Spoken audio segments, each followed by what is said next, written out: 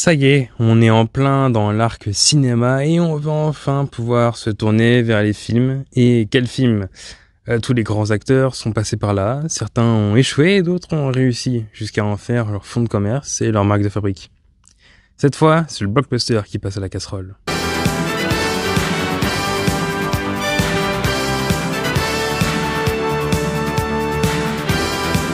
Et cette fois-ci, j'ai décidé de vous parler des films qui ramènent le plus de personnes en salle. C'est le blockbuster. Après une définition du genre et une page histoire, on va voir si le blockbuster n'est pas devenu un genre un peu has-been avec le temps et surtout depuis la fin des années 2010. D'un point de vue étymologique, le blockbuster est une bombe censée détruire tout un pâté de maison. Le terme est apparu lors de la Seconde Guerre mondiale en Angleterre. Aujourd'hui, un blockbuster est, par définition, un film à gros budget, dont la sortie s'accompagne d'une grosse campagne de communication. C'est un film qui doit toucher le plus grand nombre. D'un point de vue historique, le blockbuster a toujours existé et était omniprésent à l'âge d'or d'Hollywood, dans les années 50 et à la fin des années 60. Ces blockbusters sont matérialisés par des westerns ou des péplums très très longs, avec Ben-Hur ou les 10 commandements. En réalité, tout démarre dans les années 50 où le cinéma américain est au plus mal. Plus personne ne va dans les salles avec la démocratisation de la télévision. Les gens préfèrent rester chez eux à regarder des programmes adaptés au petit écran. Mais le cinéma ne se résout pas à abdiquer, et au contraire, il investit et recherche de plus en plus de techniques pour faire le spectacle à son audience, avec des caméras dernier cri pour l'époque, des couleurs toujours plus explosives aux yeux. Au départ, le blockbuster est un film ayant rencontré un succès au box-office. Aujourd'hui, son sens premier a été détourné et sert à décrire un film à gros budget, et ce, quel que soit le succès du film. De ce fait, un blockbuster peut être une super production pour au final être un échec financier. En gros, Shazam 2 est un blockbuster et Reservoir Dogs n'est pas un blockbuster.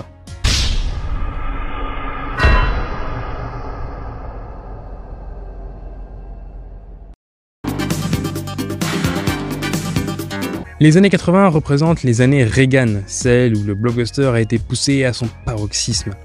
La puissance américaine est exubérante et se voit dans un nouveau type de cinéma, l'actionneurs. Mené par des têtes de proue comme Sylvester Stallone, Arnold Schwarzenegger ou encore Bruce Willis, l'actionneur met en place une histoire dans laquelle l'Amérique sauve le monde à chaque fin de film. Les héros ont tout le temps les mêmes caractéristiques, des muscles, des armes et des punchlines à tout instant. Les actionneurs sont avant tout les dieux du capitalisme et se retrouvent dans les personnes de Rocky, Rambo et John McClane. Bien que le dernier tente de se rapprocher d'une personne lambda, encore une fois dans le but de montrer que tout le monde peut devenir un héros. N'importe quel citoyen américain peut être le héros ou la légende de son propre film, ou plus précisément sa vie. N'oublions pas que nous sommes dans un contexte de guerre froide et où la guerre des images est proéminente. Les années 90 sont sur la même lancée que la décennie passée, mais avec un léger changement. C'est la fin de la guerre froide. La chute de l'URSS en 91 laisse un boulevard au soft power américain, et par conséquent, il ne reste plus d'ennemis terrestres américains. La menace sera donc une menace fantôme. Israël. Car oui, le blockbuster vient désormais de l'espace. On a l'imagination d'une vie extraterrestre, et tout un questionnement sur notre solitude dans la galaxie. C'est la décennie qui fait entrer l'humanité dans un existentialisme. Rien qu'à voir le nombre de films dystopiques comme Bienvenue à Gattaca, The Truman Show, ou le plus gros game changer du siècle, j'ai nommé Matrix. En plus de tous ces questionnements philosophiques, les années 90 voient apparaître les effets spéciaux numériques, faits à partir d'ordinateurs. Nous sommes au balbutiement de ce qu'on appellera plus tard la CGI. Cette même CGI dans laquelle on peut voir désormais des extraterrestres grandeur nature en 3D.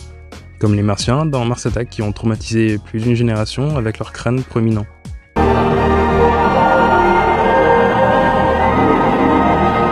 Ou encore toutes les créatures de la prélogie Star Wars qui abusent de cette 3D et encore nouvelle pour l'époque. Malheureusement, les effets spéciaux ont mal vieilli et les progrès techniques étaient tels que les films sont vite tombés dans la désuétude avec le temps. Mais le début du XXIe siècle marque un tournant dans le monde du cinéma et de la pop culture. Avec les attentats du 11 septembre, le cinéma américain se met alors en quête de nouveaux héros prêts à défendre la bannière étoilée. Chose qui n'a malheureusement pas pu être faite lors de ce jour maudit. En réalité, cet attentat marque la fin du rêve de la mythologie américaine, Goliath devenant David. Les rêves de films catastrophes sont arrivés dans la réalité. Exit les Rambo qui libèrent le Vietnam ou l'Afghanistan, et comme disait Nino, quand le rêve est trop long, le réveil est brutal. Il est vrai également que, dans une moindre mesure, la défaite au Vietnam a aussi été une énorme prise de conscience de la fin de cette même mythologie, et a aussi servi à faire grandir une contre-culture avec les films indépendants dont certains dénoncent les horreurs de la guerre côté américain. La période post-11 septembre est donc marquée par l'avènement d'un nouveau type de héros et une nouvelle manière de faire le blockbuster. Ce sont les super-héros qui vont prendre le relais des Stallone et Schwarzy. Que ce soit DC, Marvel ou d'autres studios de production, le super-héros devient la pièce maîtresse de la narration. Après avoir connu un âge d'or dans les années 80 avec les Batman et Superman, les nouvelles technologies comme la CGI amènent un vent de modernité et des effets spéciaux toujours plus captivants film après film, avec des remakes et des reboots ainsi que des rachats de licences. La mode du super-héros est relancée. Le héros vole dans New York sans qu'on ait l'impression qu'il soit suspendu à des ficelles et les méchants ressemblent à des bêtes tout droit sorties de nos cauchemars. Avec la motion capture, pour certains comme Thanos, sans doute un des méchants les plus charismatiques du cinéma hollywoodien. Mais les films de super-héros ne s'arrêtent pas simplement à des simples films avec des situations manichéennes.